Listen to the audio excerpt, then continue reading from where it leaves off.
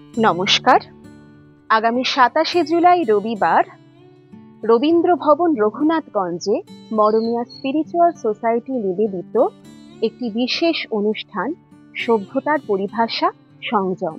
অনুষ্ঠানটিতে আলোচক হিসাবে উপস্থিত থাকছেন এই সময়ের আধ্যাত্মিক পথের পথপ্রদর্শক এবং মরমিয়া স্পিরিচুয়াল সোসাইটির প্রাণপুরুষ শ্রদ্ধেয় জয়দীপ মহারাজ। অনুষ্ঠানটি সঞ্চালনা করবেন শ্রদ্ধেয় উমেশকান্ত মণ্ডল।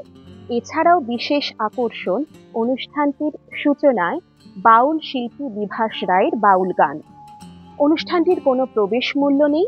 এছাড়াও থাকছে দর্শকদের সাথে শ্রদ্ধেয় জয়দীপ মহারাজের সরাসরি জিজ্ঞাসা ভিত্তিক আলোচনার সুযোগ।